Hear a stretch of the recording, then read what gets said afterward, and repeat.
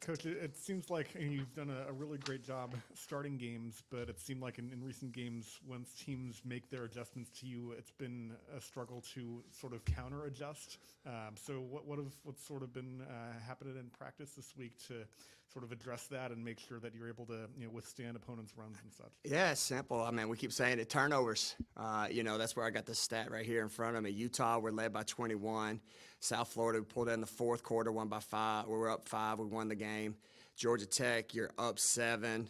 South Carolina up 11. Oklahoma up 14. Tennessee up 5. Ole Miss up 10. It's the turnovers. That's the counter adjustment. When you give other teams opportunity off points off turnovers, those have been the dagger for us. So can we simplify the playbook? What can we do passive wise to, stop some of this? We watched film yesterday on the ones we're having in turnovers, and it's not as simple as one thing. It's dead ball turnovers on the inbounds. It's passing turnovers. It's dribbling turnovers. So again, these young women, we're just trying to show them right now, hey, what great of a team we can be. But obviously, when we have these losses and we reflect, it's coming down not so much to the opponents changing, it's us turning over the ball. Yeah, when we talked to you Sunday, it seemed like it was one of the more upset or just disappointing you've been this season. Yeah. As you've just kind of reflected on that game these last few days, how do you just kind of, analyze that?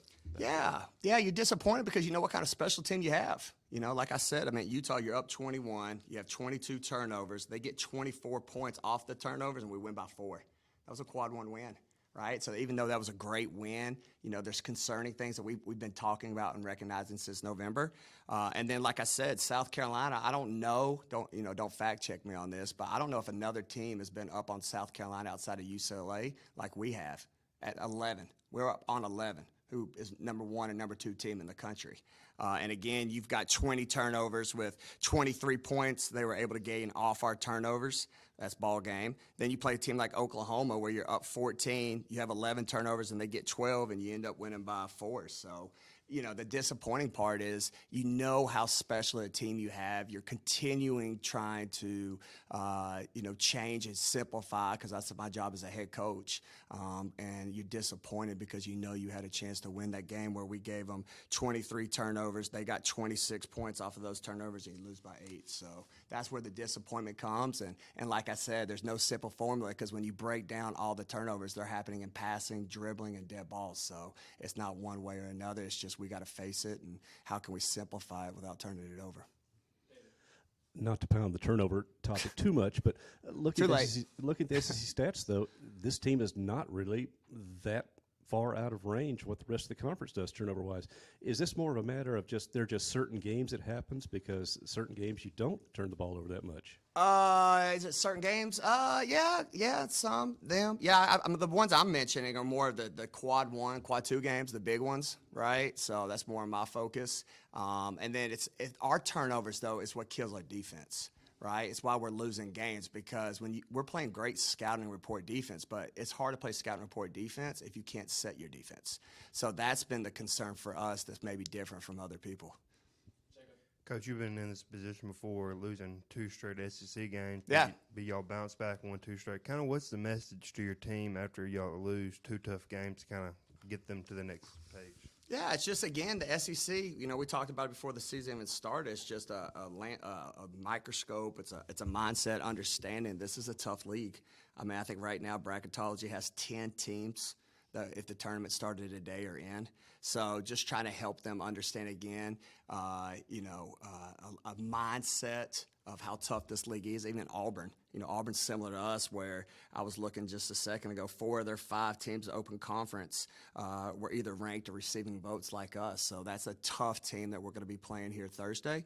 And then again, just putting it in a lens and a perspective of how great this team can be by giving them this sheet against the Utah, South Florida, Georgia Tech, South Carolina, Oklahoma, Tennessee, and Ole Miss of how dominant you were in phases of that game and how big of a lead you have and how special that team can be if you put 4 quarters together. But we have to, again, it's just simple. I know you guys get tired of this. We got to clean up those areas that are hurting our team right now. What are some areas that you're pleased with what they're doing and can get better as now you got 6 games of SEC evidence to build on? Yeah, well, I think please-wise, I think there's moments where we do share the ball. And I've talked about this earlier. There's like the Georgia game where I went back in the film and watched 3 possessions where we made 8 to 9 passes in one possession. I mean, we're moving, we're cutting, we're being unselfish, and when we play like that, we make some big-time shots. Also, just our ability to punch you in the face.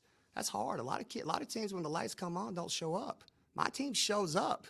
We just got to show up for 4 quarters, right? And so that's why I try to tell them that there's some impressive things. The fact that you were up 21 on a Utah team that was just last week in the top 25, that's a heck of a game, people. All right, South Carolina, like I keep saying, you're up 11 on them, and they're loaded. So just reflecting on the good moments, but again, it's those simple breakdowns where we got to maintain our focus and don't get sloppy. We're trying to find every answer, me included as a coach. Put them in harder 3-on-3 drills with no dribbling, that you got to cut and get open. We talked about it, running for turnovers. We've come up with every turnover drill and passing drill. It's just a matter of time gelling and overcoming it. And it's not going to be easy with Auburn. Auburn gets after it. They're going to force a lot of turnovers, so we'll see if we can't grow from this last game. Yeah, I was going to ask about your thoughts on Auburn. I know they've struggled in conference play, but they've got 2 20-plus point scorers who score looks like more than 2/3 of their points in all. So, yeah, what stands out about them? Yeah, I kind of said it just a second ago. I think me and Johnny both have to send Christmas cards to the SEC office because we got the top of the top out the gate. So some of their numbers are skewed, right, to your point where you're going with this. They've played tough competition, but she's been committed to getting after it with denial defense, picking you up in full court, teams like we just saw here recently. They play hard, and because they play hard, she's in position night in and night out to give her team a chance to win. And I'm expecting no less. They've obviously got down here early with some weather problems. So they're prepped, they're prepared. They're going to be in that hotel fired up, watching us and knowing us. And I'm expecting it to be an absolute war here Thursday. Yeah, Anaya on Sunday, I think, mentioned that she thinks that just inbounding the ball has been a struggle for this team this season. What are you kind of seeing in that regard right now? I wouldn't say for the season. I think she was just saying that game. Yeah, right. There was moments where you're just posting up. You're not cutting hard, right? It's it's just small things where you got to move. You got to move. You can't be stagnant. You can't just stand there. So I think those are the biggest areas that we've shown on film.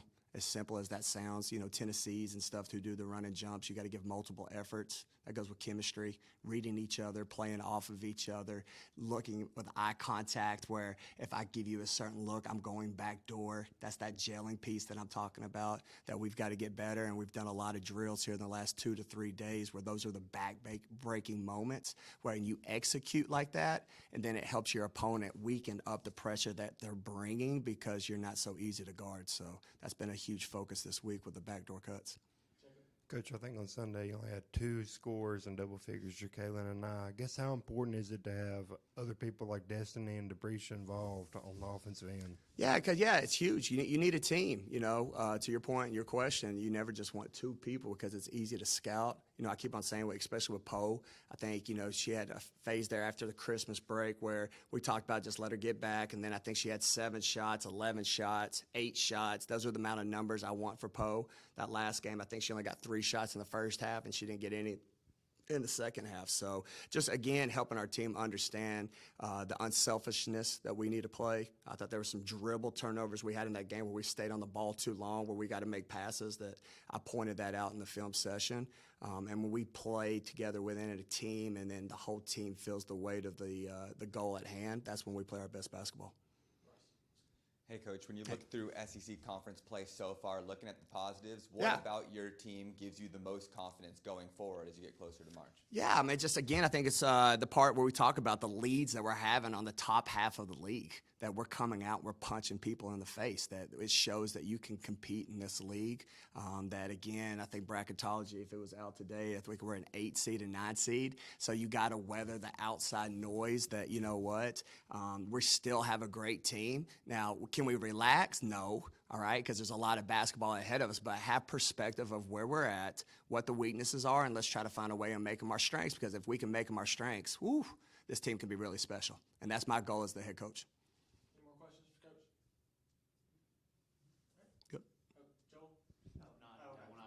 Joe, come on, not one question? I got some questions. Okay. All right. Thanks, everybody. Appreciate y'all again.